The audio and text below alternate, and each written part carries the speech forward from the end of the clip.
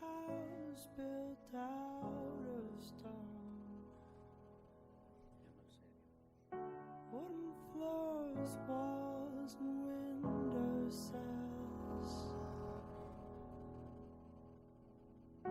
tables and chairs warmed by all of the dust. This is a place where I don't feel alone. This is a place where I feel at home.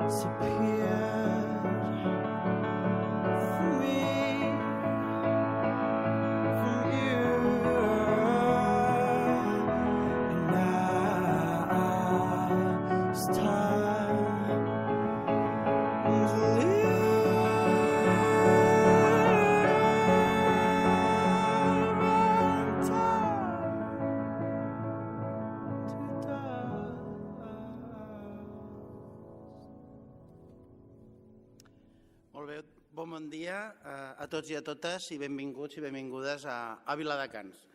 Agrair en primer lloc, evidentment, al departament que hagi col·laborat amb nosaltres i que hagi optat per organitzar aquesta jornada d'inclusió digital aquí a Viladecans amb el marc de la col·laboració que tenim amb el departament i que jo penso que és molt fructífera dintre de la ciutat i que ens està portant a tirar endavant molts projectes com els que aquí us relacionàveu. Comparteixo la taula amb la senyora Carmen Alonso, que és la inspectora d'Educació dels Serveis Territorials del Baix Llobregat, que el director dels Serveis Territorials, malauradament, per un tema d'una intervenció, no pot estar aquí avui amb nosaltres, la senyora Cristina Pellicer, que és la subdirectora general d'Ordenació i Atenció a la Diversitat del Departament d'Ensenyament, i el senyor Albert Font, que és el director adjunt de la Mobile World Capital pel GSMA. Per tant, ja, i sense més dilació, donaria ja la paraula a la senyora Carmen Alonso. Endavant. Bé, moltes gràcies. Bon dia. En nom del director de Serveis Territorials, el senyor Josep Maria Pérez, us vull donar la benvinguda al nostre territori. Sobretot, moltes gràcies per acompanyar-nos en un dissabte. Sabem que per tots vosaltres això és un esforç i estem molt contents de veure moltíssima gent aquí. Aquesta serà la tercera jornada d'inclusió digital. La primera de totes es va celebrar al Maresme, concretament a Mataró, i hi havia molt poqueta gent i era una cosa molt més reduïda. La segona la vam fer a Bellaterra l'any passat i aquesta tercera que es fa aquí, aquest magnífic edifici que és el Cúbic de Viladecans. Volem agrair aquesta col·laboració tan estreta, com diu l'alcalde, entre el departament i l'Ajuntament i ha fet possible que això es faci avui aquí. L'any 2009, també aquí a Viladecans, es va celebrar un congrés, crec recordar, el Congrés de Pràctiques Educatives Innovadores, també en aquest mateix edifici. I bé, com ja sabeu, aquesta jornada que està organitzada pel Departament d'Ensenyament, el que vol, la finalitat és crear un espai de trobada i d'intercanvi entre tots els professionals del món educatiu i compartir experiències d'èxit i experiències que sobretot ens ajuden en el camí cap a la inclusió, però utilitzant sempre les tecnologies de l'aprenentatge i el coneixement. Per tant, aquestes tecnologies el que ens permeten és eliminar barreres. I avançar cap a la inclusió educativa perquè ens afavoreixen sobretot el treball més autònom dels nanos, de les persones, el treball més personalitzat. i respecta sobretot les diferents maneres d'aprendre i els diferents ritmes de treball. Enguany aquest lema que ha escollit aquesta tercera jornada digital, aquest lema de sumem esforços, multipliquem oportunitats, és un lema que personalment m'agrada molt perquè sobretot d'això es tracta, de treballar cooperativament, de treballar en xarxa, de treballar compartint, en definitiva sumant. I sobretot per aconseguir que arribi a tots, l'aprenentatge arribi a tots els alumnes i aconseguim sobretot la millora de resultats educatius i l'èxit escolar. Avui tindrem un ventall d'experiències i de tallers. Tots ells són una mostra de bones pràctiques i esperem, estic segura, que gaudirem d'un espai i d'una jornada molt profitosa per tots. Moltes gràcies i que tinguem una bona jornada.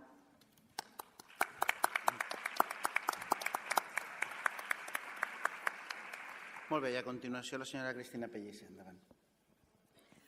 Bon dia, senyor alcalde de Viladecans, Carles, bon dia, Albert, i bon dia a la meva amiga i companya de feina, la Carme. També bon dia a tots els que esteu a la sala, entre els quals hi ha moltíssims amics que amb alguns ja els he saludat, els altres aprofitaré després per poder-los saludar.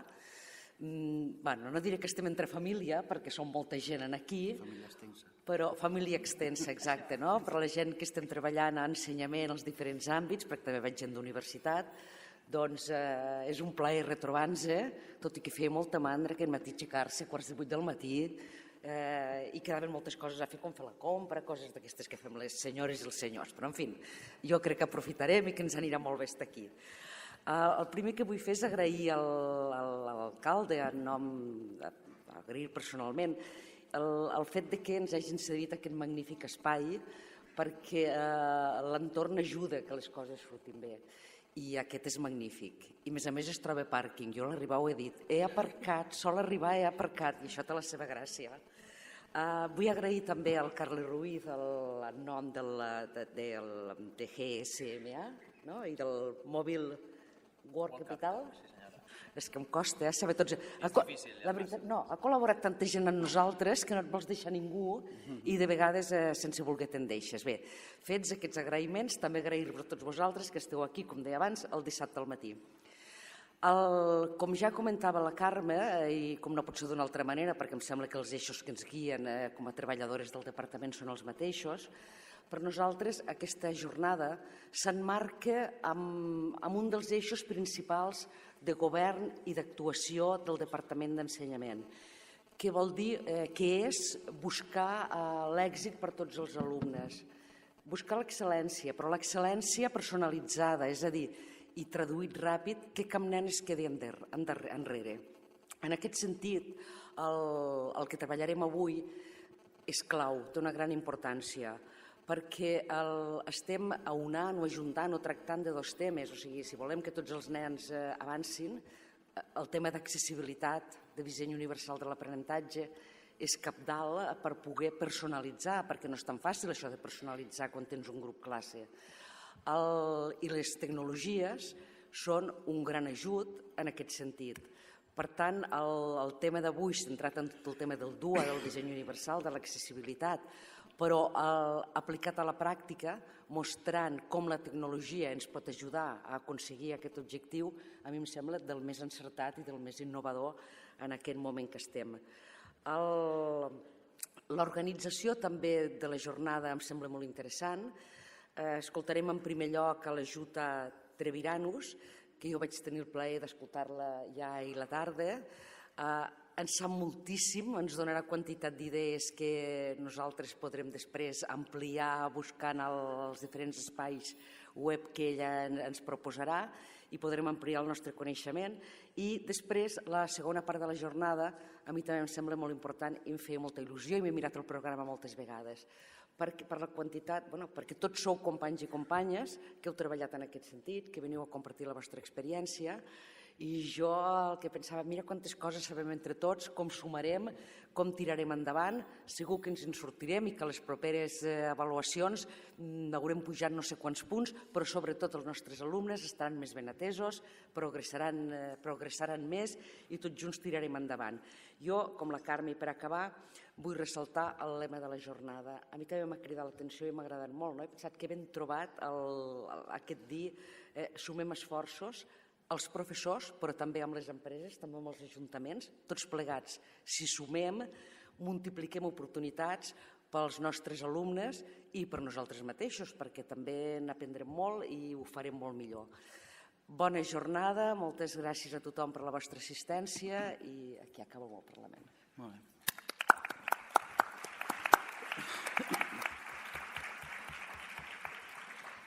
I a continuació hi ha l'Albert Font.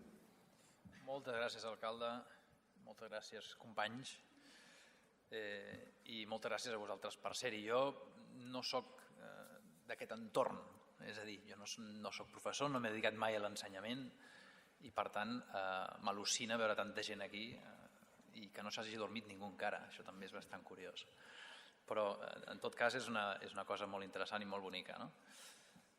Jo us faré 4 pinzellades de qui som i us parlaré del programa M-Schools. Més que parlar-vos us posaré un vídeo i em disculpo d'entrada perquè he vist que hi ha persones que aquest vídeo malauradament no el podran gaudir i per tant em poso a la seva disposició per si volen que els expliqui més en detall el programa M-Schools més endavant durant la jornada d'avui, doncs que sisplau que m'ho demanin. Però en tot cas farem aquest vídeo cap al final i el primer que faré són unes petites pinzellades, si em permeteu. Primer, GSMA. GSMA és una associació que recull més de 800 operadors mòbils de tot el món i la nostra funció és promoure el bon ús de la tecnologia mòbil i també fer que les tecnologies mòbils s'adaptin a les necessitats de les persones, perquè al final les persones són els clients dels operadors, qui són els nostres constituents. Per tant, tenim una feina que nosaltres ens la prenem molt seriosament de veure com podem ajudar a que les tecnologies mòbils millorin la qualitat de vida de les persones. A més de tot això, som patrons també de la Mobile World Capital de Barcelona, que és un projecte que pretén crear Barcelona com la capital del mòbil.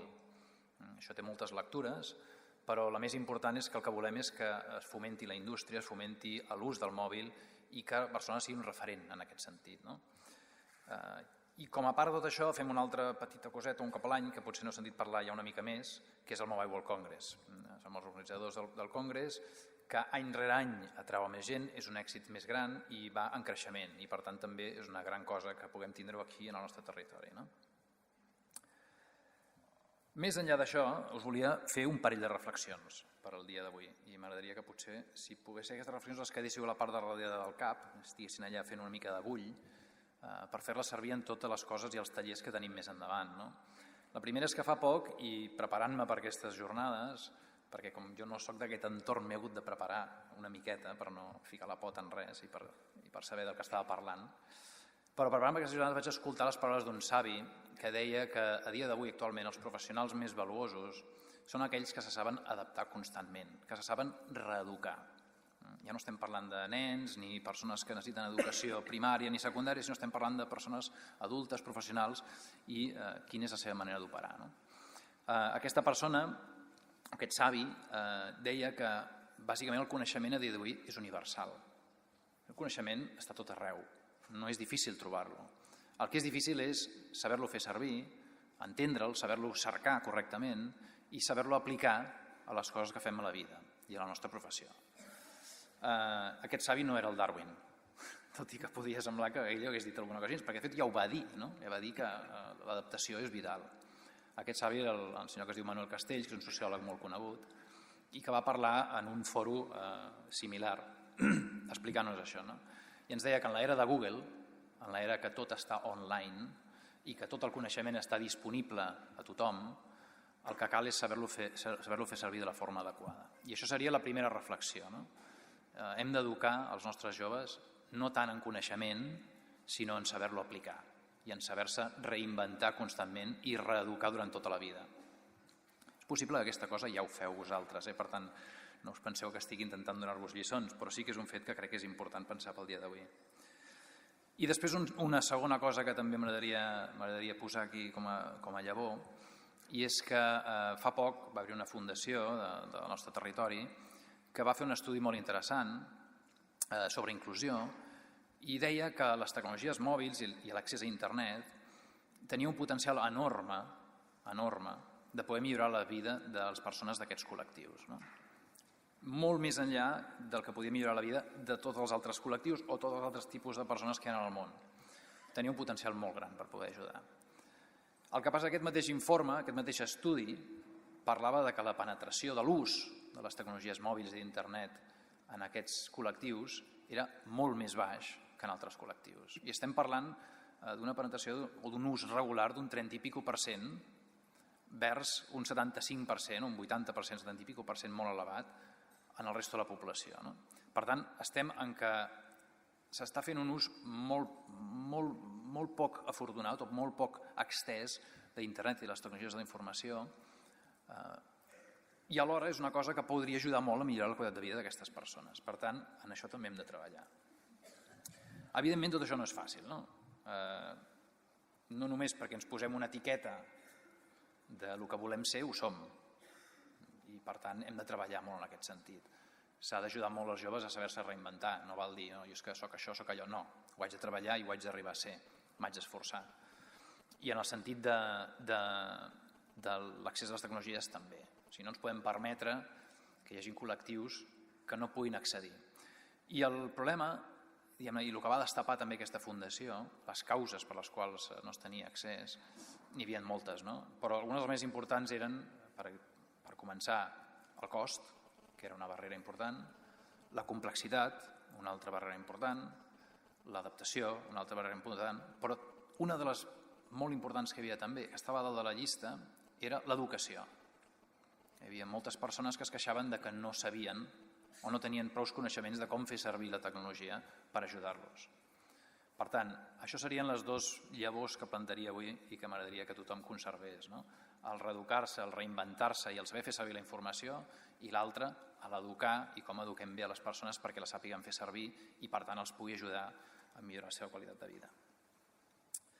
Per últim, M-Schools. M-Schools, de fet, és el programa que em porta a mi aquí avui i que és un programa molt interessant i vull aprofitar també per agrair als nostres partners, la Generalitat de Catalunya, sobretot amb la que hem treballat molt estretament, en la part del Departament d'Ensenyament i també el Departament d'Empresa i Ocupació, cuidado que ho digui bé, segur que més d'un cop m'equivoco, però vull agrair molt perquè a través d'aquesta relació que hem tingut molt estreta amb ells i que hem pogut treballar molt amb ells, s'ha pogut desenvolupar un programa que a dia d'avui està sent un gran èxit i que esperem que creixi molt més de cara al futur i que ens porti també molts afegits el que és el programa central, que a dia d'avui és un curs que s'està donant a quart d'ESO al voltant de com desenvolupar aplicacions, però més important que com desenvolupar aplicacions mòbils és el fet que s'ensenya als nanos un esperit d'emprenedoria i de saber-se inventar coses, crear-les i portar-les al mercat.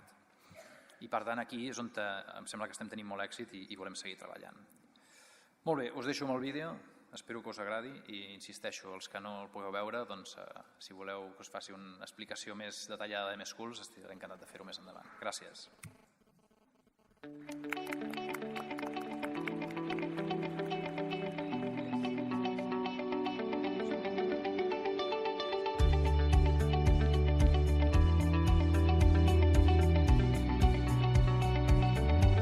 Primer van ser els ordinadors, després ho van fer les tauletes i ara arriben a les aules els telèfons mòbils.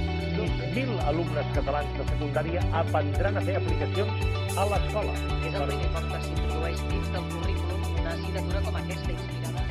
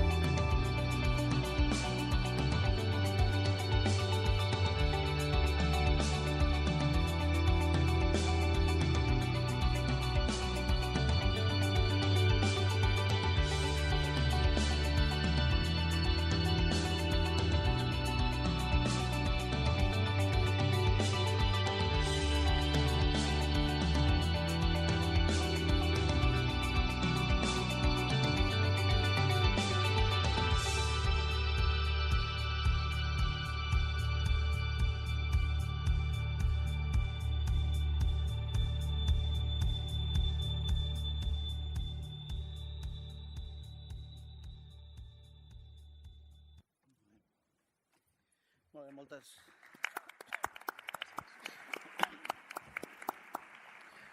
moltes gràcies, Albert, per les teves paraules i per aquesta introducció a un món nou. En primer lloc, felicitar-vos també a tots vosaltres per estar aquí.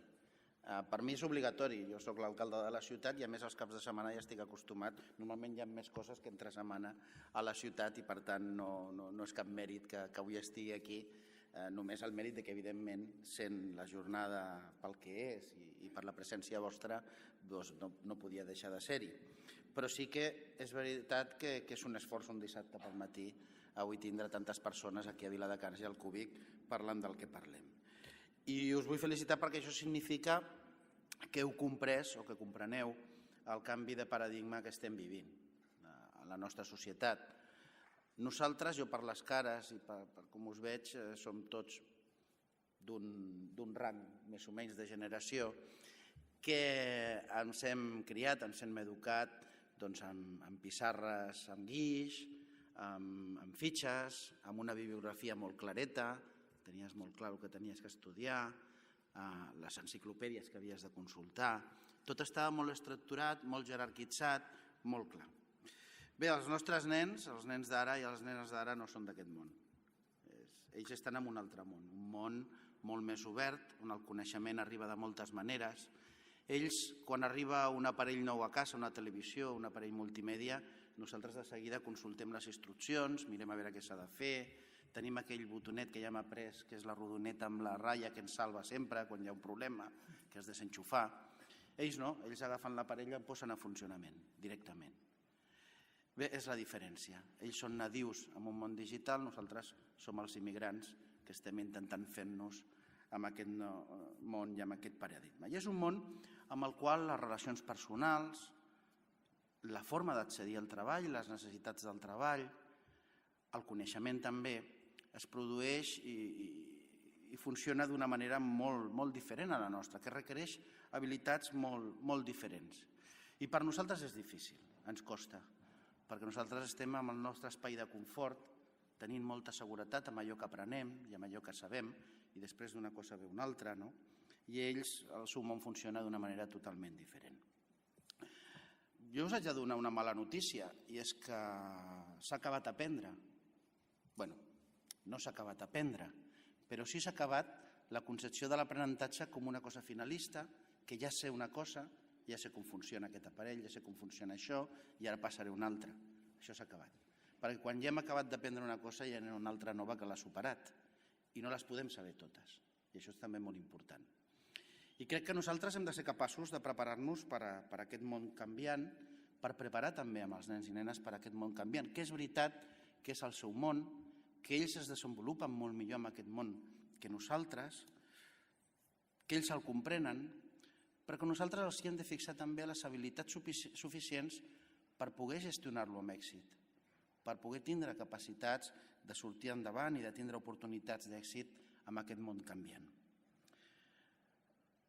I amb això l'important no és el final. Jo, parafrasejant una mica Bowles, aquí l'important no és el destí, sinó el viatge, la forma en què es fan les coses, els aprenentatges, les habilitats que els hi podem procurar perquè ells tinguin capacitats d'aprofitar les oportunitats d'èxit que aquest món també els hi pot procurar i aquestes eines, perquè si no és una mica com el conill d'Alícia amb el País de les Meravelles, que va corrents, que diu que arriba tard, però no sap ni quant de temps, ni a quin lloc, ni a quina hora.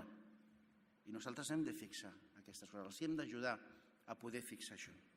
Per tant, us felicito per l'esforç que feu en un món diferent, en un món que ens costa comprendre i que no és el nostre, intentar fer aquests esforços de trobar les eines, d'aprofitar les eines que ens poden facilitar als nens i nenes de parlar amb el seu llenguatge. Mireu, nosaltres estem treballant amb l'òptica de que Viladecans sigui una Smart City. Jo sempre dic que la intel·ligència no està en la tecnologia. La intel·ligència està en l'ús que les persones fan de la tecnologia. I aquesta és la clau. La tecnologia ens ajuda, són recursos, però la tecnologia no és intel·ligent.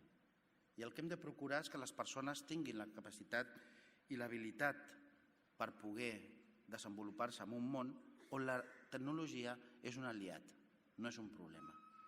Per això nosaltres hem fet un esforç molt important perquè les escoles de Viladecans, parlin aquest llenguatge dels nens, utilitzin la tecnologia com un factor positiu per la feina, com una eina positiva per millorar l'èxit escolar, que és al final l'objectiu que tenim tots. Les hem dotat amb pissarres digitals, estem treballant, per exemple, amb els centres de secundària, ara posarem en marxa un projecte també per treballar amb els entorns personals d'aprenentatge, definirem amb altres municipis de Suècia i de Finlàndia els mestres de Viladecans, dels centres que vulguin participar, i és un projecte que tenim amb el departament, dissenyaran i definiran quins són els requisits del software necessari per treballar amb els entorns personals d'aprenentatge per aplicar la Unió Europea. Estem treballant també en com utilitzar de manera aplicada la tecnologia, com el cas de les tabletes o altres eines i altres projectes que estem fent amb els centres i les escoles de Viladecans. Perquè la filosofia és aquesta, és intentar buscar instruments que ens ajudin a poder parlar amb el llenguatge dels nens i de les nenes, però sobretot poder trobar instruments que ens ajudin a que en aquest món tan canviant, en aquest món que ells es desenvolupen bé, puguin també aprofitar les seves oportunitats pel seu èxit, per la igualtat d'oportunitats, per la igualtat de l'accés a les oportunitats, que és l'important. I estem treballant no només a nivell de tecnologia, estem treballant també en un projecte amb Pau Education i amb la Fundació Akbar per buscar com treballar el currículum, com treballar l'educació dels nens i nenes sobre la base de les seves excel·lències, que cadascú té les seves. Precisament aquesta diferència és la que pot ajudar a que tinguin tots igualtat d'oportunitats, igualtat d'accés a les oportunitats. I amb aquest programa de Som Especialistes volem treballar amb això, en veure què és el que millor fan i sobre aquest millor fan, o més saben, o més els il·lusiona, o més els entusiasma, treballar també el seu currículum educatiu. Per tant, estem tots treballant en aquesta línia de l'èxit escolar. Torno a dir, us felicito per comprendre que la tecnologia és el nostre gran aliat, que no és un problema, que ens costa perquè nosaltres hem d'aprendre, amb aquest aprendre continu, però que és veritablement una eina que si la sabem utilitzar, si la sabem introduir en l'escola, podrem obtindre molt més èxit cap als nostres nens i les nostres nenes. Per tant, moltes gràcies per compartir amb nosaltres aquest matí, gràcies per fer aquest esforç de vindre un dissabte, però també m'alegro molt que tots junts compartim la mateixa visió. Moltes gràcies, bon dia.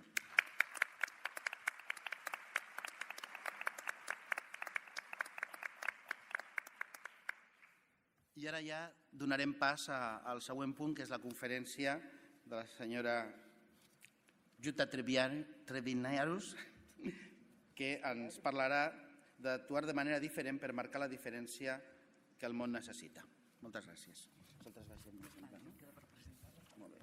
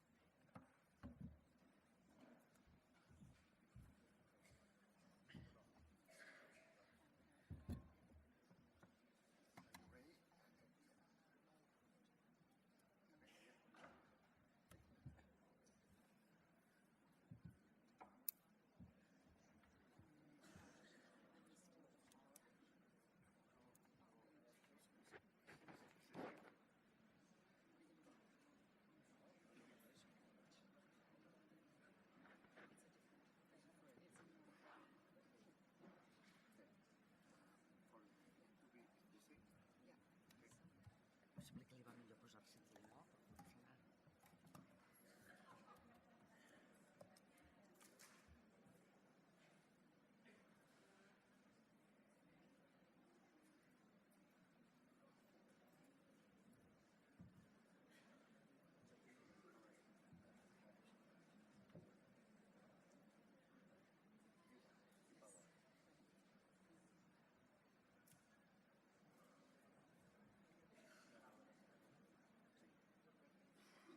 Pitu, pregunta-li si que feia tota la conferència que baixi.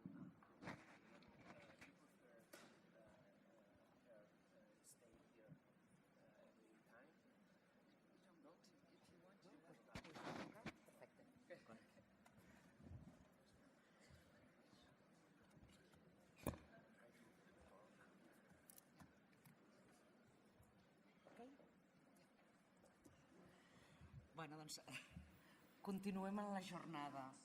Jo, abans de presentar la ponent, vull dir dues coses molt curtetes que abans me les he deixat i que no tindria que dir, però mira, aprofito que tinc que continuar per comentar-les.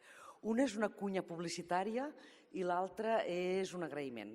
La cunya publicitària és recordar-vos a tots els, que segur que ho sabeu, però bueno, perquè ho tingueu més present, que a l'Extec podeu trobar el document de competència digital que ha publicat el Departament. És interessantíssim, per tant, despengeu-vos-el, que segur que hi tindreu molt interès. I l'altre, l'agraïment, és que al principi jo he agraït a les empreses que han col·laborat amb nosaltres, l'Ajuntament de Viladecans, però no he agraït als meus companys i companyes del Departament i dels serveis territorials que han estat darrere de l'organització i que, juntament amb els que he nombrat abans, han fet possible que es pogués realitzar aquesta jornada i han posat molta il·lusió i molt esforç. I em sabia greu haver-m'ho deixat. Passo ja al que m'han encarregat ara, que és presentar la senyora Jutta Treviranus. Té un currículum llarguíssim, a més la meitat de les paraules en anglès, o sigui que em disculpareu perquè el meu anglès és semblant al de l'Anna Botella. Per tant, si hi ha alguna cosa que no la dic molt bé, doncs prometo que n'aprendré més. La senyora Treviranus és la directora del Centre de Recerca de Disseny Inclusiu i IDRC, es diu aquest centre, i professora de la Universitat OCAD a Toronto. Aquest centre investiga i desenvolupa solucions de disseny inclusiu amb tecnologies emergents. La senyora Treviranus també dirigeix l'Institut de Disseny Inclusiu, un centre regional multiuniversitari especialitzat en això, en disseny inclusiu. La Jutta i el seu equip han estat pioners en la personalització dels ensenyaments, del que ensenyem als alumnes, per a fomentar l'accessibilitat en el món digital. Ha liderat el desenvolupament de la legislació d'accessibilitat i la creació d'estàndards i especificacions internacionals, ara ve l'Anna Botella, incloent WIATAC, IMS Access for HAL, etc. És la codirectora del Racing to Floor Internacional, una organització que treballa per adaptar les característiques de les tecnologies per tal que tothom hi pugui tenir accés. Ha creat i dirigeix un programa de postgrau en disseny inclusiu. Vaig a dir dues coses, a més no en dic més perquè és llarguíssim tot el que tinc, perquè ha fet moltíssimes coses. Ha gestionat moltes xarxes internacionals de recerca amb diversos socis, destinades a crear i posar en pràctica innovacions tecnològiques que donen suport a la inclusió. Entre d'altres, els projectes Fluid Project, Fluid Engage, Culturhall, Stritch i moltíssims altres. Jutta, jo et vaig sentir ahir, va ser un plaer, vaig aprendre molt i ara em poso a primera fila per veure-ho bé i continuar aprenent. Endavant, l'auditori és teu. Thank you very much. I'm going to have to reduce. And I want to thank you all for this opportunity to escape the -12 temperatures, the ice and the snow that I left back in Canada. It's lovely to be in Barcelona, and it's an honor to be with such an amazing group of teachers and administrators and policy individuals. I'm very, very impressed with much of what is going on here. The title of my talk today is Doing It Differently for the Difference the World Needs.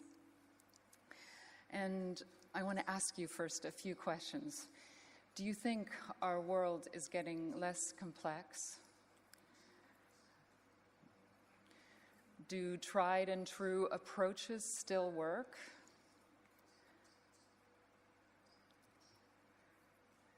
Can we predict the future based on the past? Have the skills we need stayed stable?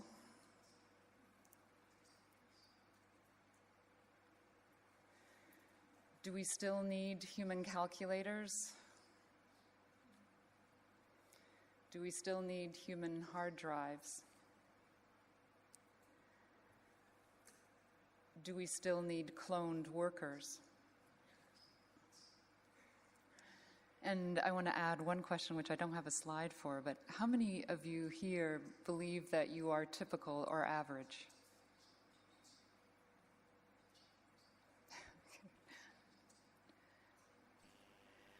In these times, do we need resiliency, responsiveness, and innovation? And to achieve this responsiveness, innovation, and resiliency, we need diverse perspectives. For society to prosper, it must be possible for all members to participate fully. And of course, we're depending upon you to make that possible, because a critical doorway to participation is education. So, the goals of education in these times should therefore be to help every learner reach their full potential, to optimize productivity and prosperity.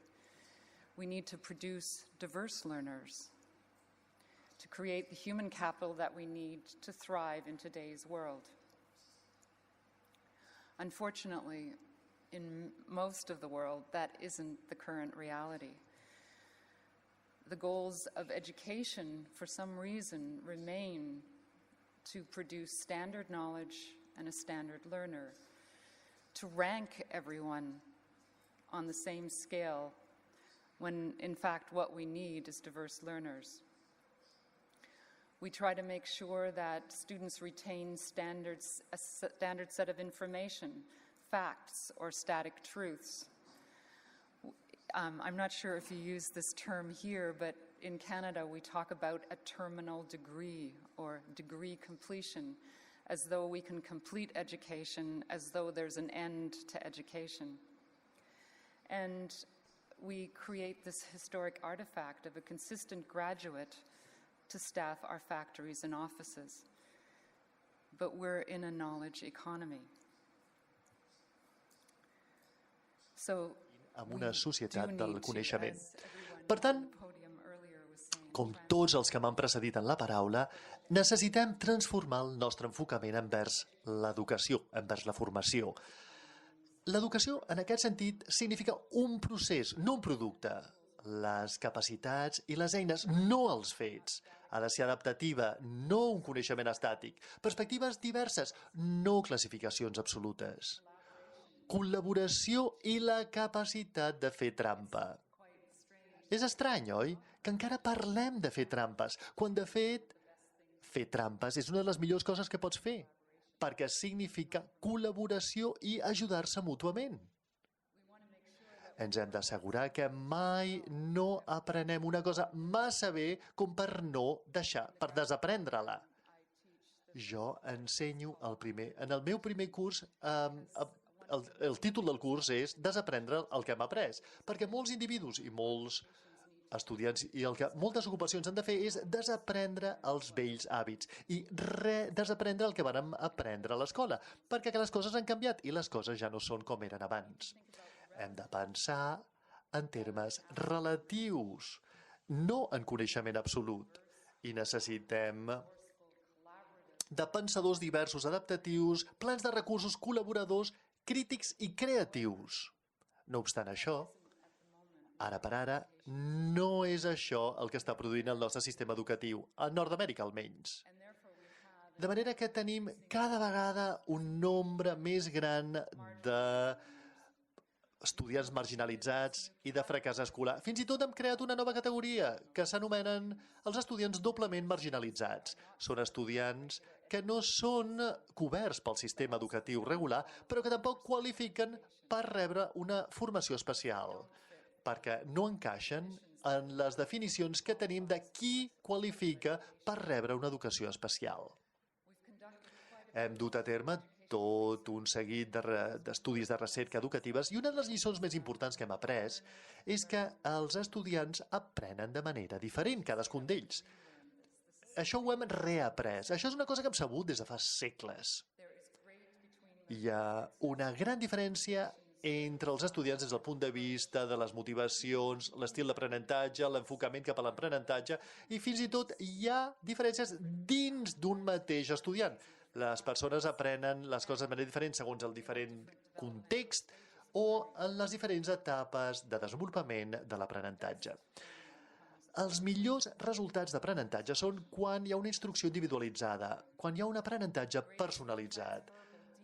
El coneixement profund més fàcilment o millor per ser transferit és quan l'estudiant està implicat personalment, efectivament.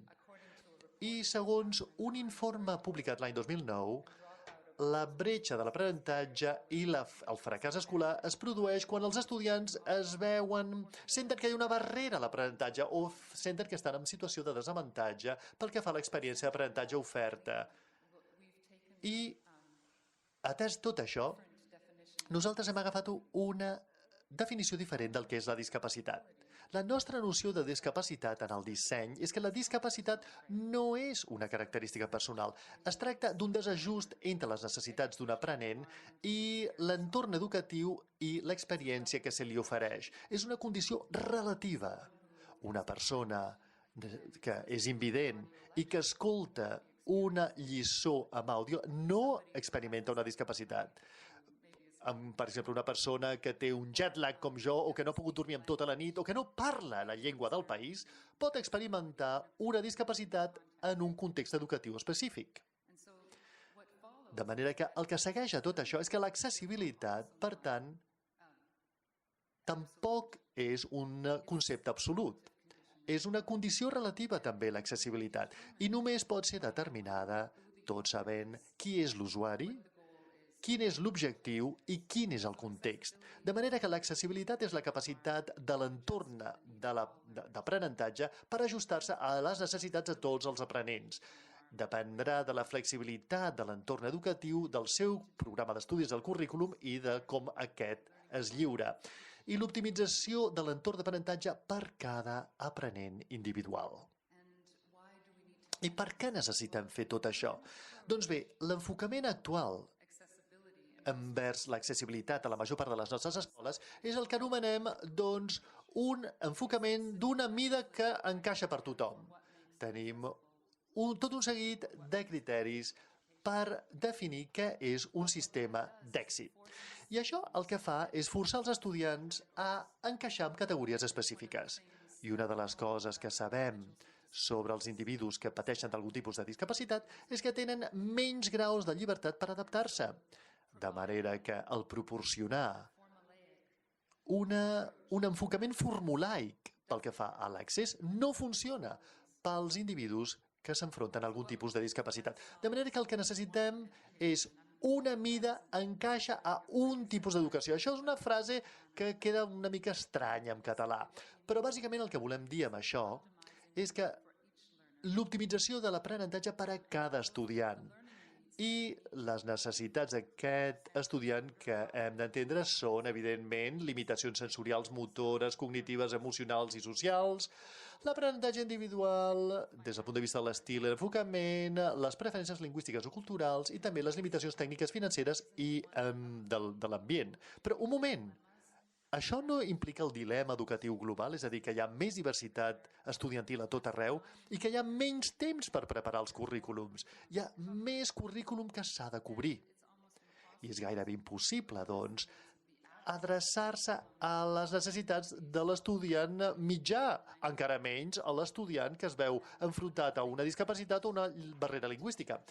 I el que molts docents em diuen quan jo dic que una mida encaixa per una necessitat és que has de ser un treballador miraculós per optimitzar l'aprenentatge de tothom a l'aula de classe. Però, com he dit anteriorment, vivim en una època digital miraculosa i moltes coses han canviat. Abans, el que creàvem no podia encaixar per tothom, de manera que doncs, ho fèiem pel grup anomenat el grup mitjà. Però a la realitat digital, les coses que podem fer es poden reconfigurar, poden adaptar-se i poden prendre una forma que sigui la millor per a cada individu. Abans, cada exemplar o cada còpia costava gairebé tant com l'original. El consum, doncs, de fet, consumia. Ara podem fer-ho gairebé sense cost i el consum ja no consumeix. Abans es necessitava de moltíssim temps i esforç per lliurar les coses, especialment a les persones que estaven lluny. Doncs bé, actualment és tan fàcil lliurar coses arreu del món com és de fàcil lliurar una cosa al costat de casa. Abans, si no col·locàvem les coses en un bagul o en un lloc fixe, doncs teníem molts problemes per tornar-les a trobar. Ara les podem col·locar on vulguem, a la xarxa, i recuperar-les en qualsevol lloc de la xarxa. Abans necessitàvem etiquetar les coses d'una manera gens ambigua i senzilla, de manera que les poguéssim reconèixer i sapiguéssim què fer amb elles. Actualment podem veure una descripció de cada persona o cosa que sigui útil o rellevant pel nostre objectiu. I el que és més important de tot, abans no tothom encaixava. I el permetre que una persona entrés significava que deixaves una persona fora. Però a la realitat digital, doncs el concepte d'espai és molt ampli i es pot ampliar. Hi ha 3 erudits que formen part del meu equip i cadascun d'ells m'han ensenyat una lliçó que ell ha après. El primer és Scott Page, que ha escrit un llibre titulat La diferència. La principal lliçó d'aquest llibre, La diferència, és que la diversitat és més important que l'habilitat. És més important tenir un equip que sigui el més divers possible i no pas tenir a l'estrella o a la millor persona de l'equip. Mentre més divers sigui el teu equip, millor serà la teva planificació, millor serà la teva predicció i millor serà la teva creativitat.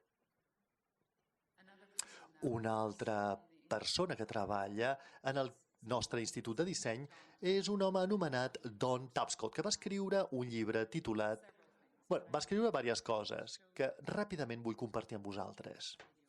Us ensenyaré un vídeo molt breu. A veure?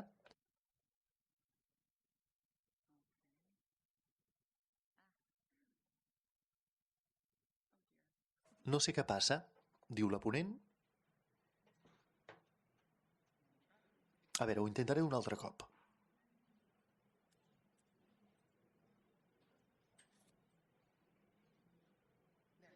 Ara. No, jo us ho tradueixo tot, fins i tot el que diu, mentre intenta posar el vídeo. A veure, ho intentaré un altre cop.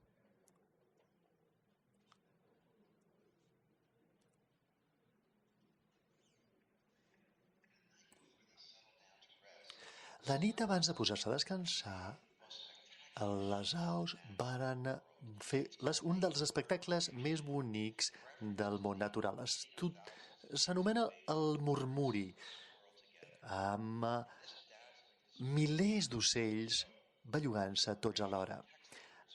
Això protegeix a les aus dels depredadors. Podem veure aquí uns falcons que estan intentant caçar algun d'aquests ocells, però els ocells amb aquest moviment no els deixen. Això també els protegeix a la nit i també hi ha un intercanvi d'informació entre ells. El fet concret és que les aus es comporten tot seguint un dels principis operatius anàlegs als de la col·laboració. És com un murmuri. Hi ha una interdependència. Hi ha una col·laboració alhora. Malgrat els seus moviments acrobàtics d'alta velocitat, els ocells mai no entren en col·lisió l'un amb l'altre. És una organització en la que cada au participa. Hi ha una estructura interna. Les aus més fortes són més influents. El lideratge dins el grup canvia constantment i de manera dinàmica, a mesura que els ocells individuals dirigeixen el moviment. No es tracta d'intel·ligència col·lectiva o de consciència col·lectiva, perquè les aus individuals no són intel·ligents des d'aquest punt de vista, però és com un cervell compartit d'alguna manera, un esforç compartit basat en relacions i impulsions. Les aus no són intel·ligents, però nosaltres, els éssers humans, sí que ho som. Anthony Williams i jo ens preguntem, seria possible que, a mesura que tothom es connecti amb una plataforma digital mundial, comencin a compartir no només informació, sinó també la capacitat de recordar i processar la informació i de fer-ho. És senzillament una analogia fantasiosa o arribarem a considerar el treball en xarxa com la base que connecti a la humanitat d'una manera que canvi fonamentalment la nostra manera de treballar? Actualment és possible gràcies a la tecnologia moderna i que les organitzacions i societats comparteixin les perspectives i la consciència com una manera de ser conscients.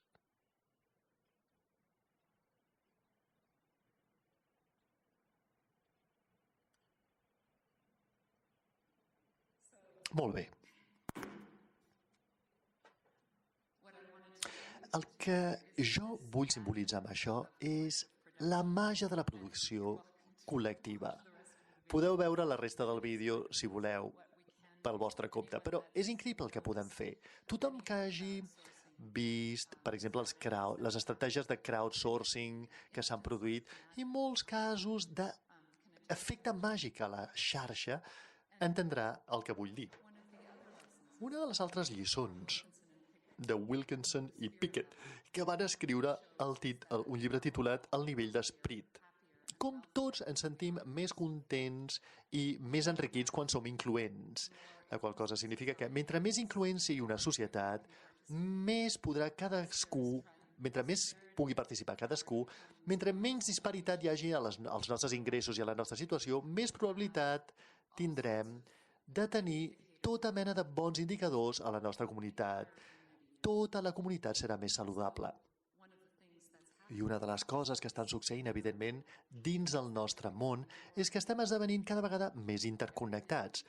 Tot allò que li succeeix a una persona afecta a tota la comunitat. Així doncs, què podem dir d'aquesta tasca complexa d'assegurar-nos de que tothom participi, de que cadascun dels nostres estudiants tingui l'experiència educativa i d'aprenentatge òptima? Com pot ser això possible? I la resposta és amb una miqueta d'ajuda dels meus amics, com diu la cançó dels Beatles. Doncs compartint i fent un pool dels recursos, reduint les redundàncies i refinant més que replicant i els mecanismes d'atribució que venen amb totes les maneres que tenim per crear un currículum en línia. Una altra cosa, i això també ha estat esmentat pel que fa al programa Emma Schools, el debat és que molt d'aprenentatge no ve de les instruccions dels docents, ve dels col·legues, dels companys de les experiències i d'un aprenentatge autodirigit. Així doncs, el que necessitem és una comunitat de docents que treballen en xarxa i d'aprenents que treballen en xarxa. Mentre més àmplia i més diversa sigui doncs, la font, més grans seran les nostres opcions. Mentre més hi haurà una més gran probabilitat de que podrem ajustar les necessitats dels aprenents individuals als recursos que són cada vegada més limitats. El que volem és un aprenentatge recolzat per un enfocament col·laborador entre col·legues. Més de 96 socis del món ha creat un projecte que anomenem FLOE. FLOE significa flexible, una educació oberta i flexible, és l'acrònim en anglès.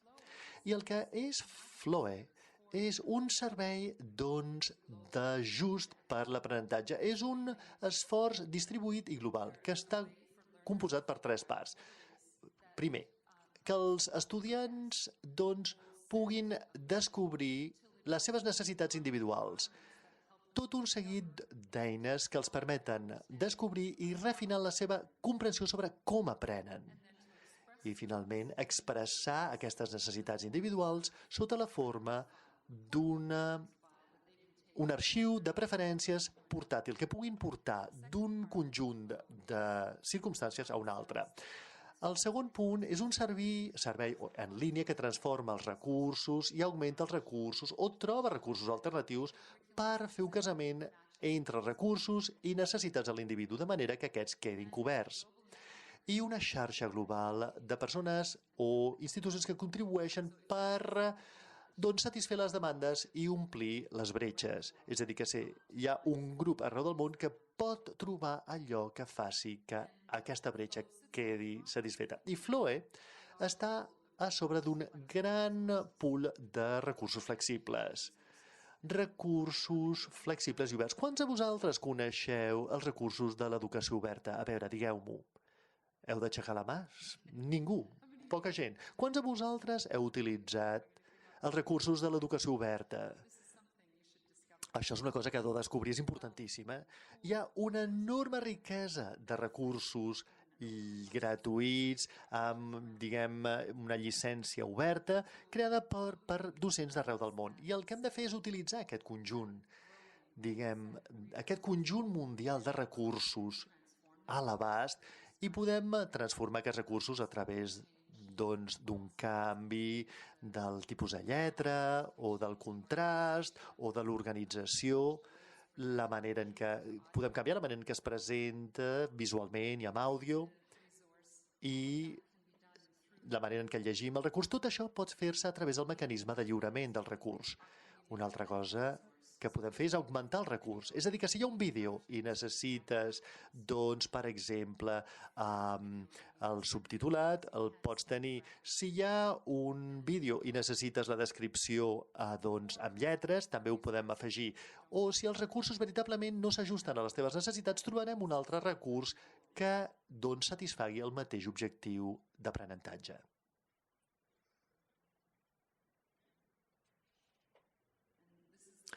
Aquest és el projecte FLOE. Així doncs,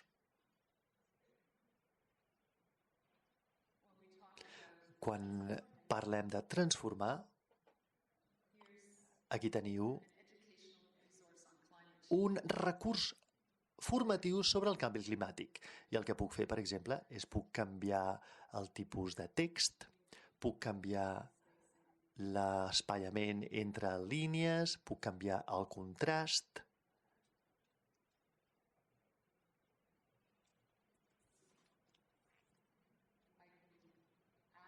Puc afegir una taula de continguts.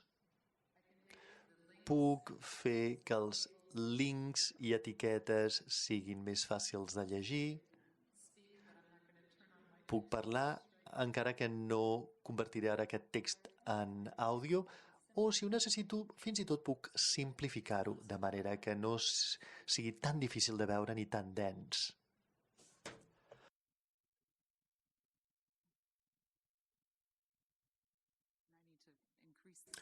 I també, el que he de fer és augmentar la mida d'aquestes icones.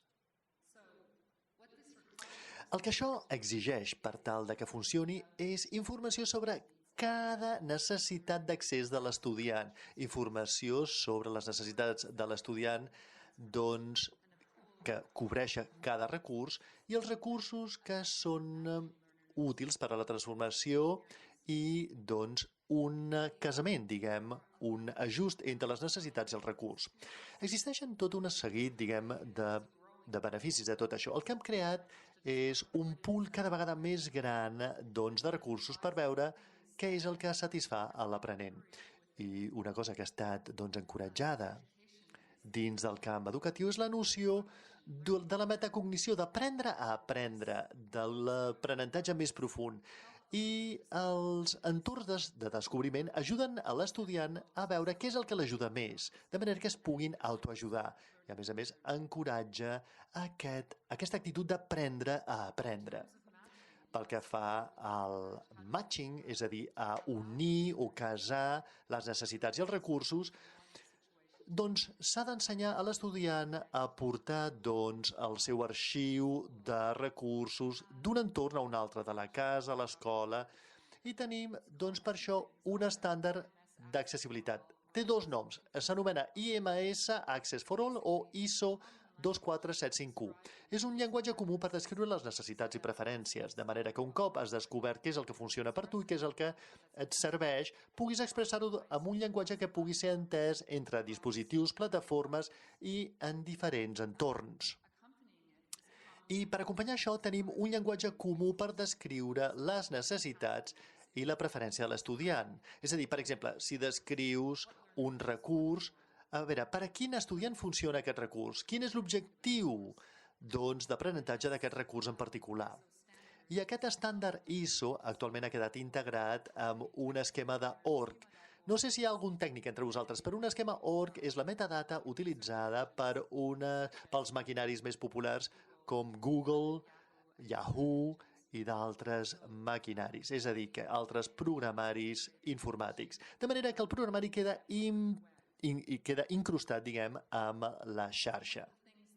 I una de les coses que podem fer amb aquest servei de matching és, doncs, unir diferents recursos digitals. Per exemple, si un estudiant diu necessito un software diferent pel meu dispositiu o necessito un keyguard per cobrir aquest teclat en particular, doncs, de fet, estem permetent la producció en diferents aules de classe i en diferents biblioteques que estan equipades amb impressores tridimensionals, doncs podem així lliurar-les amb el hardware que necessiten.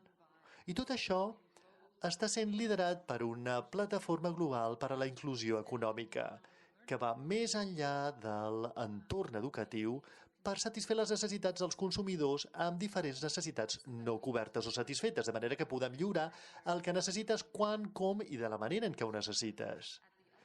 I a l'altra banda, a l'altra punta, atès que hi ha exigències de xarxa, perquè normalment els docents no tenen prou temps i perquè no hi ha prou recursos humans dins dels nostres centres educatius i escoles per poder reconvertir tots aquests arxius, per copsar tots aquests vídeos i capturar totes aquestes imatges i canviar totes aquestes gràfiques, doncs estem creant un pool divers d'individus diversos que estan actualment desocupats i que estan formant el jovent, especialment el jovent amb discapacitats exòtiques o invisibles, o jovent que té dificultats per accedir al mercat laboral perquè facin aquesta feina. De manera que això implica un mitjà immediat de poder treballar on vulguis, quan vulguis i de la manera que puguis, i formar aquests individus perquè esdevinguin empresaris o emprenedors d'aquest tipus de servei. Tot això és alimentat per una comunitat diversa i expandida de productors, col·legues, derivatius, les derivades, reutilització i el compartir escoles connectades i connexió amb la comunitat. I us podríeu preguntar, tot això com funciona? Com portes aquest perfil de preferència portàtil amb tu?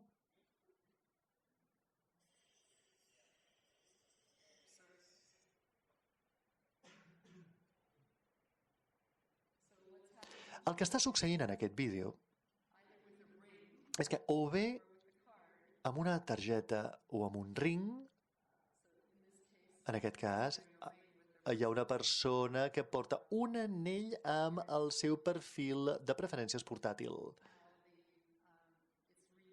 i està llegint, ho està llegint per una persona invident i ara torna a la versió escrita per una persona vident.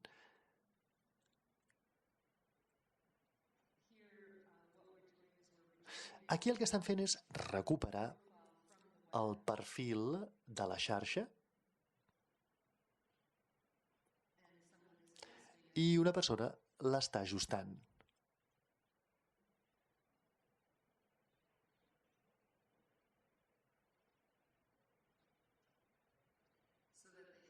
De manera que, en aquest cas, per exemple, la persona necessita un tipus de lletra gran.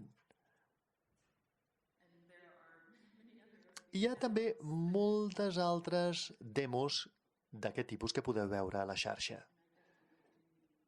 I jo necessito que això augmenti de mida. Molt bé.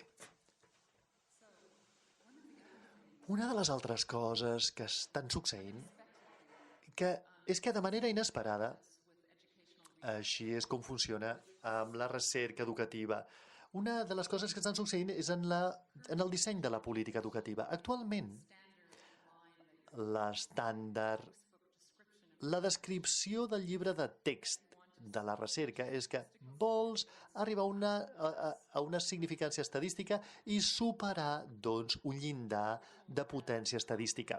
Se'ns diu que el nivell de confiança que tens en un resultat depèn de la ràtio entre senyal i soroll i de la mida de la mostra. I has d'assegurar la homogeneïtat de la teva mostra. Has de classificar els temes en variables dependents, se suposa que has d'ignorar els que quedin fora i has de generalitzar tot això a una població. Però, a l'àrea en el que jo estic treballant i l'àrea en què segurament molts i moltes de vosaltres esteu treballant, els temes que ens interessen són actualment el soroll en els conjunts estadístics. Estem, de fet, fent recerques sobre els que queden fora. Els nostres temes són exactament el contrari de la homogeneïtat. Nosaltres estem dissenyant per a la diversitat i en molts casos estem tractant amb una població d'un, que no té cap mena de potència estadística. Aquestes poblacions d'un col·lectivament arribaran a la mida de la població de tota la Xina ben aviat. És a dir, que una de les coses que, com a responsables de política a les quals ens hem d'enfrontar és que veritablement no sabem què necessiten els individus que estan fora. No tenim evidència, no tenim prova, no tenim res que podem transformar al camp. La recerca, de fet, no existeix. No hi ha una mostra representativa ni tan sols dins d'un tema. La població, per definició, és heterogènia, malgrat el fet de que han estat col·locats plegats i han estat dividits en categories mèdiques. És l'única alternativa que hem tingut. Però la categorització de les persones, segons aquestes categories mèdiques, hi ha una cita d'un col·lega meu, Brian Campbell-Smith, que diu que qualsevol esquema classificatori, especialment un esquema formal, inevitablement farà violència al seu subjecte. I qualsevol sistema de classificació no fa justícia a almenys algunes de les dimensions d'allò que classifica, la qual cosa té unes conseqüències molt greus a nivell ètic, econòmic i polític. I molts de vosaltres segurament haureu notat les conseqüències del fet de que has de ser qualificat formalment per rebre una educació especial i que, a més això t'estigmatitza. Estigmatitza justament el que pretenem ajudar. Una altra cosa, pel que fa a la recerca en aquesta àrea, és que la línia de temps des de l'observació fins a la difusió i posteriorment la posada en execució pot portar entre 7 i 10 anys quan hem replicat un disseny individual de tema o dins d'un tema. Al cap d'entre 7 i 10 anys tot el món ha canviat. La plataforma de lliurament, els contextos, els objectius de l'estudiant i els resultats que hem compilat tan acuradament senzillament esdevenen irrellevants. Les mesures i variables en la recerca educativa exigeix que aïllem les variables. Però el que estem estudiant nosaltres no pot ser vist aïlladament. Nosaltres se'ns exigeix una evidència concloent. En aquest camp no podem tenir conclusions o evidències concloents. Necessitem, per tant, un disseny de recerca que sigui més incloent de tota la diversitat dels aprenents, més rellevant pel que fa a les exigències educatives en una època en què la necessitat de tenir aprenents diversos i les capacitats i coneixements són fonamentals per a l'economia del coneixement. Necessita ser més immediata, contextualitzada i més fàcilment implementada. Contextualitzada, com deia, en el context de l'aprenent i més sostenible des del punt de vista del cost de l'impacte dels recursos. I ha de ser aplicable a cada estudiant. No ha de ser mai ni abstracta ni genèrica. Per tant, el que hem descobert a l'hora de crear Floe és que tenim una màquina de recerca adaptativa i dinàmica. Cada estudiant pot descobrir, expressar i refinar les seves necessitats d'aprenentatge i les seves preferències. Significa que és un mitjà per lliurar l'experiència d'aprenentatge que encaixa més bé amb les necessitats i preferències expressades i declarades. És un mitjà per proporcionar una retroalimentació i unes mètriques d'aprenentatge, de manera que és un mitjà per refinar l'experiència d'aprenentatge i unir, encaixar, el procés d'unir necessitats i recursos. La qual cosa ens permet dir que tenim un cicle que ens permet compilar dades per a cada estudiant i agregar aquestes dades per extraure'n algunes lliçons. I aquí tenim la representació de tot el procés. de manera inesperada. Per tant, el que hem descobert és que degut a que tenim un grup de retroalimentació, és a dir, que un cop reps un recurs docent, el docent i l'estudiant poden dir això funciona o això no funciona, un docent pot dir sí, els resultats d'aprenentatge han estat assolits o no han estat assolits. I aquesta retroalimentació queda emmagatzemada i podem, doncs, podem preservar la identitat de l'aprenent i la seva intimitat i podem afegir aquí dades que poden ser implementades immediatament i agregar el que anomenem les petites dades, no Big Data. Les petites dades, és a dir, les dades que són específiques per a una persona específica. Però el resultat és que veritablement no hi ha un resultat final, no hi ha una evidència concloent, no hi ha una conclusió, perquè, clar, l'aprenentatge continua produint-se al llarg de totes les nostres vides i continua canviant. I en lloc d'intentar crear una mostra representativa, nosaltres tenim una autorrepresentació per part de cada persona aprenent. És un disseny de temàtica única que es replica massivament, és iterativa i dinàmica i està guiada i centrada en l'aprenent, la persona aprenent, en l'estudiant. I també ens permet remuntar-nos en el temps perquè fa que sigui impossible tenir a un instructor individual amb una gran diferència. Estem connectats i som globals, és a dir, que depenem d'una comunitat cada vegada més diversa i creixent de pràctica, alimentada per l'utilització i la producció col·lectiva, apropiada per un entorn connectat, complex, impredible i d'aprenentatge transformador. I el que és més important de tot és incloent de la diversitat plena de totes les persones aprenents. Gràcies. I estaré encantat de respondre qualsevol pregunta o suggeriment. Gràcies.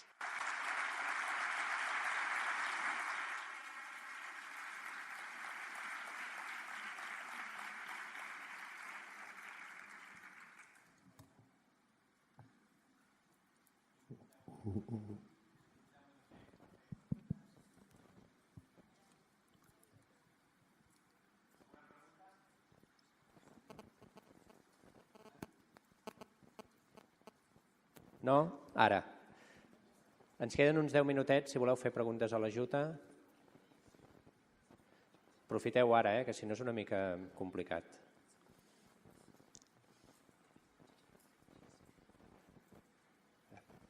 Teniu un micro? Hola, em dic Maria Teresa Corbella i vinc de la 11 del CREDB Barcelona, del Centre per Visuals. He entès que el que fan és adaptar tota la feina que fan els mestres en el seu centre i després la comparteixen segons les necessitats dels diferents alumnes. Com a centre, han obert alguna via per col·laborar amb empreses editorials o que creen llibres per tal que aquests ja siguin fàcilment adaptables? És aquesta la pregunta.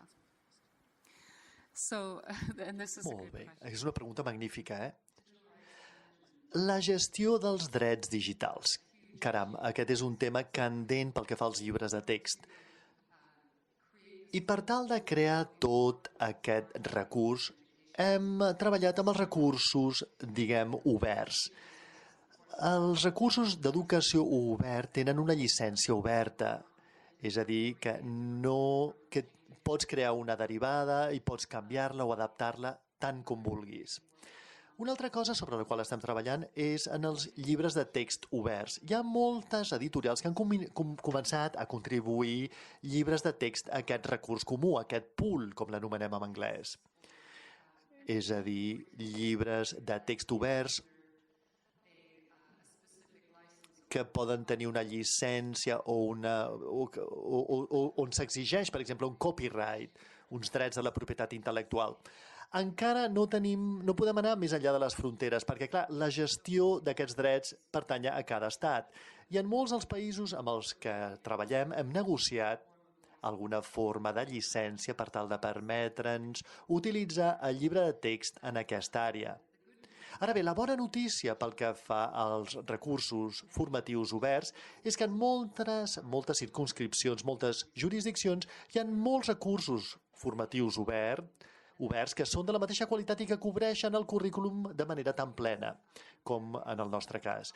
En els Estats Units tenim l'anomenada alineació Common Core, i el que han fet és col·locar tot allò que necessites, tots els objectius d'aprenentatge que exigeixes des del jardí d'infantesa fins al segon de batxillerat, i s'han adaptat a cadascun d'aquests objectius, de manera que no has d'utilitzar un llibre de text protegit pels drets de la propietat intel·lectual per a aquells individus que requereixin, per exemple, un lector de pantalla, però és un tema molt candent. Molt bona la teva pregunta.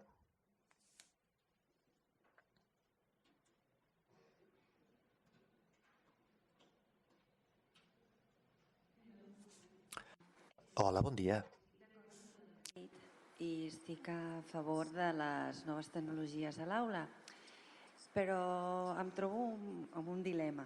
Per exemple, del Departament d'Anglès que soc i de Llengües Estrangeres en francès també, tenim editorials com la Oxford, que ja comença a plantejar-nos programes amb apps per utilitzar-lo amb els nens. Ara bé, potser a vegades això va més ràpid que al col·legi, diguéssim les normes del col·legi. Estem d'acord? Llavors, primer que hauríem de fer una nova normativa d'ús d'aquestes eines, tablets i demés. Ara bé, el meu dubte és, si tirem endavant, potser com s'ho han fet vostès per ensenyar o educar els nens a treballar d'aquesta manera? Perquè suposo que s'ha de treballar abans els nens per poder començar a utilitzar aquests dispositius nous a l'aula. No sé si m'explico. Com han ensenyat els nens a treballar amb aquestes eines? És a dir, els hi feu portar el primer dia i vinga, comencem? O hi ha una adaptació i una preparació prèvia a aquest treball, suposo? I quant dura? Més o menys com pot anar? Gràcies. Molt bé. Mira, els infants ho aprenen rapidíssimament. Són els docents! Són els docents i els pares que tenen més problemes. Són ells, els pares i els docents, els que hem de formar, no els nens. És a dir, que la introducció inicial és a través de tot un seguit d'apps petits i d'apps i jocs, i els estudiants experimenten per veure què és el que encaixa més bé amb les seves necessitats. I no, en general no necessitem formar els estudiants en com utilitzar aquests dispositius, però clar, el que sí necessitem és accés. De manera que és un problema de la gallina i l'ou. Si jo sóc una persona que té una discapacitat greu i el sistema no sap què és el que necessito, com puc tenir accés abans que el sistema sàpiga què és el que necessito? I aquí tenim el que anomenem les eines de descobriment, que comencen amb la manera més senzilla d'accedir al sistema i a partir d'aquí va construint i es refina. És a dir, que a mesura que comences a interactuar vas veient què és el que necessites i això et permet crear una expressió, de manera que la següent vegada que hi accedeixis, el sistema va immediatament a aquesta configuració.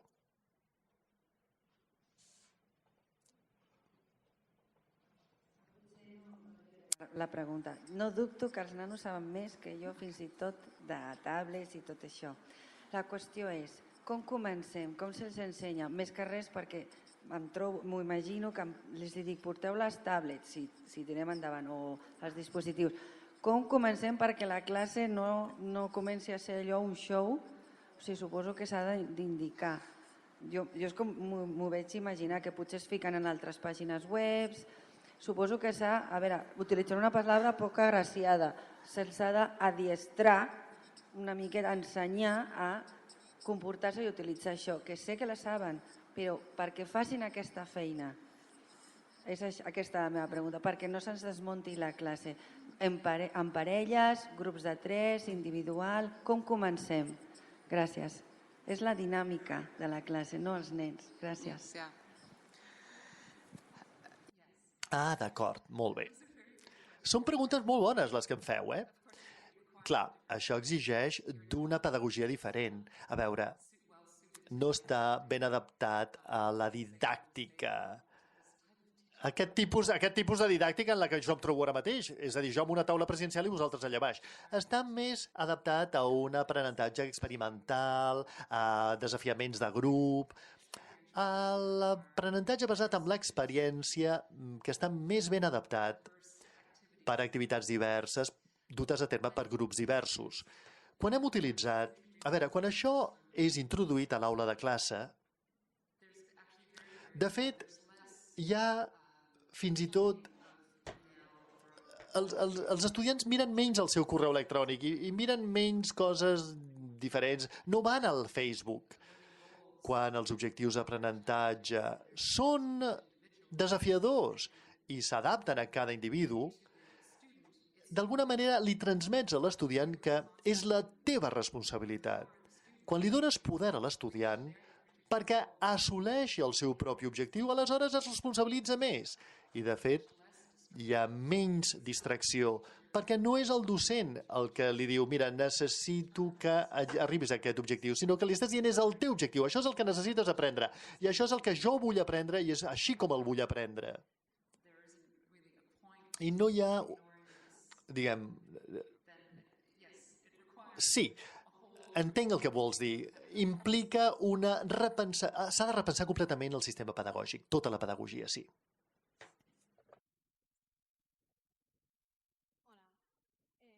Jo soc d'educació especial i jo ja faig servir programes adaptats i material adaptat, però clar, em veig amb el... Estem en un moment molt complicat, sobretot aquí a Espanya, en el tema econòmic. Llavors, clar, estem parlant de tablets, estem parlant de dispositius, estem parlant de mòbils. Sí que és veritat que els nens en saben moltíssim, però clar, jo em trobo que a les escoles on he estat no totes les classes tenen pissarra digital, per exemple. Jo encara faig servir paper, jo encara faig servir jocs en els que jo els hi faig un dibuix en un paper als nens. Amb la qual cosa molts d'aquests materials els adapto a les meves possibilitats, per dir d'alguna manera. Clar, estem parlant de que jo tinc una nena amb deficiència visual que a casa no tenen recursos, no tenen per dinar, amb la qual cosa com li puc exigir jo, o si a l'escola no té recursos perquè no en té, que faci servir una tablet, que li faci una audiodescripció dels materials.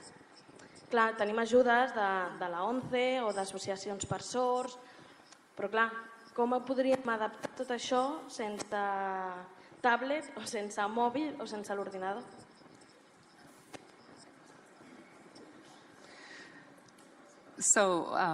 A veure, una de les coses que hem estat fent nosaltres és analitzar els costos, perquè jo penso que un dels problemes en molts dels nostres sistemes educatius és que els nostres models de cost han fet fallida, estan trencats.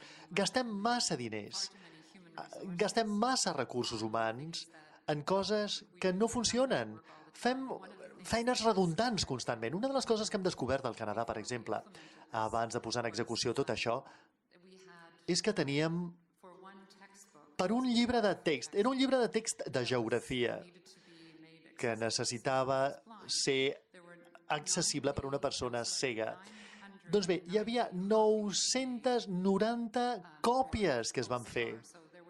És a dir, hi havia 990 persones en tota la província canadenca que agafaven el llibre, el separaven, utilitzaven un programa de reconeixement òptic per fer una còpia defectuosa del llibre de text, de manera que els estudiants cecs poguessin llegir-ho. Doncs bé, si això és una bona utilització dels nostres recursos i del nostre temps, de pares que ja tenen molta feina i d'estudiants que tenen molta feina i dels docents d'educació especial, sincerament, jo em quedo bocabadada, em sembla un malbaratament dels recursos.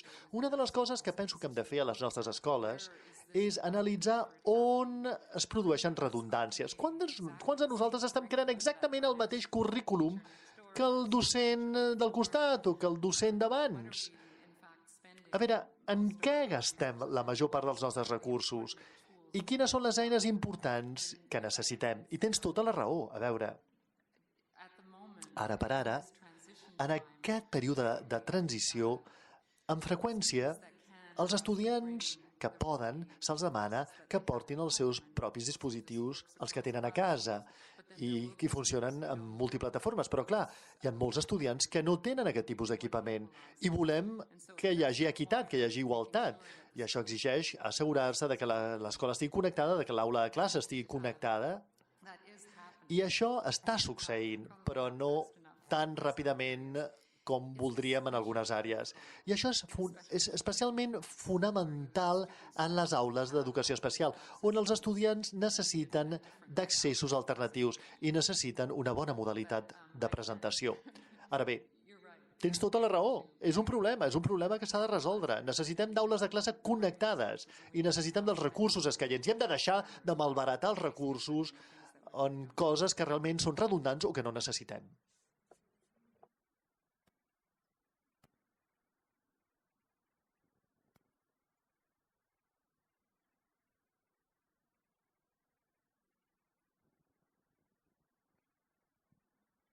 Hola, bon dia.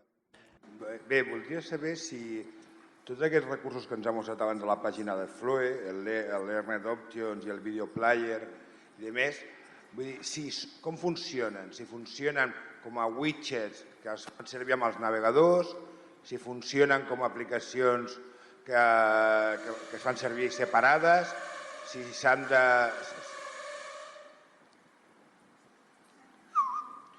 Si s'han de programar separadament en HTML5, vull dir, una mica quin és el funcionament, o si s'han d'enviar a algun lloc i t'ho retornen, una mica com va això.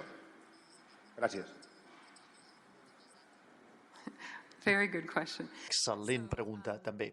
A veure, els recursos d'educació oberta no és un esforç únic, Vas a Google i busques OER, que és l'acrònim d'educació oberta, i trobaràs milers d'aquests repositoris. Trobaràs cada tema inimaginable i cada objectiu pedagògic sota tota mena de formats. Trobaràs llibres de text a tot nivell. Aquests recursos educatius ja existeixen i moltes persones estan fent aportacions i contribuint a la seva creació. En cada llengua que us ho pugueu imaginar. Vaig fer una cerca ràpida ahir per assegurar-me que hi hagi bastants recursos OER en català. De manera que això ho teniu ja en català a la xarxa. Ara bé, les eines Floe, les primeres que us he ensenyat, és a dir, aquestes eines de transformació, existeixen com a components, com a part d'una capsa d'eines de components, de manera que poden ser afegides a qualsevol plataforma de lliurament, ja es tracti d'un sistema de gestió educatiu o un portal de la web, i s'adapten a allò que sigui lliurat a través d'aquell portal o plataforma. La ISO 24077 és un dels perfils o el portal de preferència que té cada estudiant. Pot funcionar amb qualsevol sistema que sigui ISO 247 i pots portar-lo amb un llapis de memòria, amb un anell, amb una targeta intel·ligent o, per exemple, si la teva escola o el teu sistema educatiu té un servei de núvol doncs els registres educatius pot formar part dels registres de l'estudiant i això li pot permetre accés a la plataforma. Ara bé, el servei d'encaixament entre necessitats i recursos és un sistema de la web on bàsicament el teu servei escolar es connecta amb el nostre servidor de núvol i el nostre servidor de núvol cobreix tots aquests repositoris federats dels recursos educatius oberts per fer l'encaixament a través del metallenguatge. És a dir, que es tracta de tot un seguit de coses. I, a veure, com es posa en execució en diferents jurisdiccions dependrà de la jurisdicció. És a dir, que si ets l'autoritat educativa del país, la cosa principal que difereix d'un lloc a un altre és on es conserva l'arxiu de preferències personals de l'estudiant. De vegades s'emmagatzema com a part de la base de dades de l'escola, de vegades com a part de la base de dades de la conselleria i de vegades és l'estudiant mateix que ho porta amb si. És a dir, que l'estudiant pot de manera individual senzillament accedir a la web i utilitzar el seu perfil de preferències personals amb alguns dels serveis que estan accessibles o es pot fer a través de l'escola. També hi ha una cosa que no he esmentat, que se m'ha oblidat i que és important. Als Estats Units tenim un programa anomenat Preferències per l'accés global i han creat serveis addicionals. Un docent d'educació especial amb una aula de classe integradora diu, per exemple, he d'ensenyar, he de tractar, he de parlar sobre aquests objectius d'aprenentatge aquesta setmana. Això ho poden enviar al servei i dir, molt bé, això és de la meva aula de classe. Aquí tenim tots els arxius de preferències de la meva classe d'educació especial. I aleshores el servei lliurarà un paquet, com una mena de curs, un paquet de curs per a aquella classe aquella setmana. És a dir, aquí tenim el paquet amb aquests objectius per aquesta setmana, per aquesta aula de classe, basada en aquestes necessitats d'aprenentatge. És a dir, que als Estats Units, el Ministeri als Estats Units ofereix als docents d'educació especial aquests paquets i això forma part de FLOE i de les preferències OER. És a dir, que tot dependrà una miqueta d'on et trobis. Bé, per continuar amb el timing de la jornada, si us sembla, ho deixem aquí. Thank you very much, Jutta.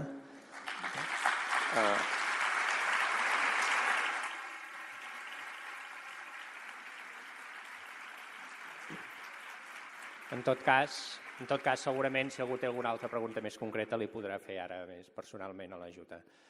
Us donem una sèrie d'instruccions que seria important que seguíssim al llarg de tot el dia perquè tot funcioni igual d'àgil i diligent que està funcionant fins ara. Primer, ara farem una pausa, tenim un petit cafè, una mica de pasta. Això es fa just aquí darrere de l'escenari, però per anar-hi haurem de sortir per les portes d'allà al fons. La gent que porta auricular... Us demanaria, sisplau, que no comencéssiu a sortir perquè hi ha una sèrie d'instruccions.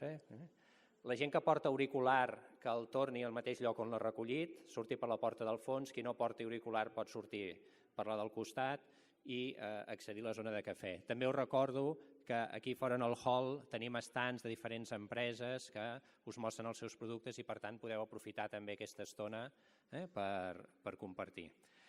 Tenim 3/4 d'hora per esmorzar. A 3:45, seguint, mitja hora llarga, perdó, són les 11:10. A 3:45 tornem a començar aquí. Si us plau, no marxeu, que hem de dir unes coses importants, perquè si no, no funcionarà. Us ho demano, tanquem les portes, si convé. És que si no, no funcionarem. A 3:15 tornem tots aquí. La propera sessió torna a ser la sala gran, és una taula rodona. Després, a l'última franja del matí, que és la franja de 1 a 2, ja hi ha experiències, tallers, que es fan aquí mateix en el cúbic. Aquestes experiències tallers es fan un aquí a la sala gran, les altres en les sales que estan a l'altra banda del hall. Estan indicades cadascuna de les experiències a què us toca anar. Quan això acabi les 2, la segona part de la jornada, la de la tarda, no la fem aquí, sinó que la fem a l'Escola Pau Casals. L'escola Pau Casals està a uns 10 minutets caminant. Teniu senyalètica, quan sortiu mateix del cúbic ja està assenyalat el camí. També us vam enviar amb el programa, hi havia un mapa d'accés. En tot cas, és anant en direcció a Sant Boi. Tenim el mar aquí darrere, la muntanya dalt. Si tireu direcció a Sant Boi, el trobareu. Està just al costat de l'Institut de Sales. Un cop allà us donarem el dinar. El dinar és una bossa de pícnic i, per tant, en la mateixa escola, en el pati, està núvol, però em sembla que diuen que el temps ens acompanyarà, podeu disfrutar del dinar. Tindrem una horeta justa, de 2 a 3, per tant, el trajecte, el dinar haurà de ser una mica àgil. I després de 3 a 5, a la tarda, hi ha 2 franges també de compartir experiències, de tallers. Cadascú ja se li va indicar en quina anava, si no ho recordeu, en tot cas podeu repassar, no teniu en l'acreditació i els espais, hi haurà fulls que us ho indicaran. A les 5, quan acabem, en la mateixa escola hi haurà un petit networking, un refrigeri, per tant farem un tancament de jornada per poder compartir, els que encara tingueu temps de quedar-vos, el que hem après, el que al llarg del dia heu pogut disfrutar. Una altra coseta,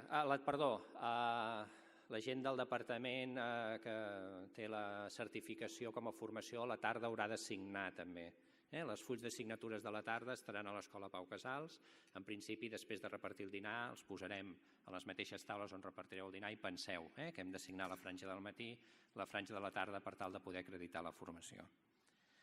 Us recordo que tenim una wifi en aquest espai, molts de vosaltres ja l'heu detectat perquè seguint el Twitter heu començat a tuitejar, jornada d'inclusió digital, tindrem la mateixa wifi al Pau Casals, per tant, tant aquí com allà us podeu connectar amb la mateixa wifi, és una wifi oberta, que hem creat un hashtag que és JIT14, aquí fora tenim una pantalla on anirem recollint tot el que siguin les intervencions a la xarxa social i us animem a tots a compartir, a fer comentaris, és a dir, tot el que ens pot oferir la xarxa social com a element també de donar un plus més a la jornada a partir de les vostres aportacions.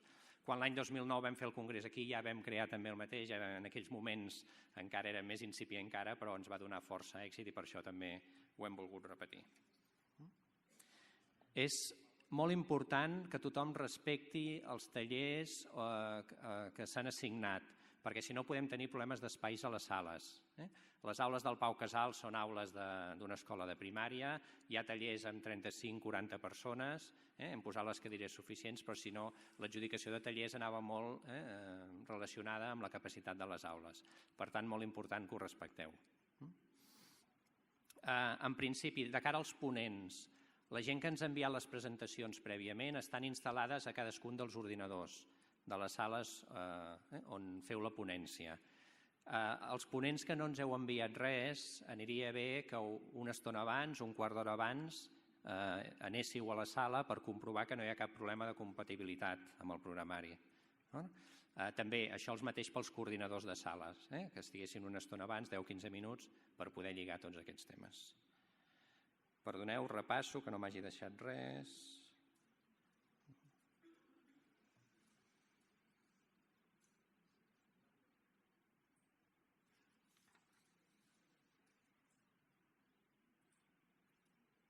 Sí, recordar-vos, relacionat també amb el que us deia abans, docents que teniu certificació, dilluns us enviarem el formulari d'avaluació de la jornada, us agrairem molt que l'ompliu, que sigueu sincers i que puguem fer una bona valoració de com ha anat tot.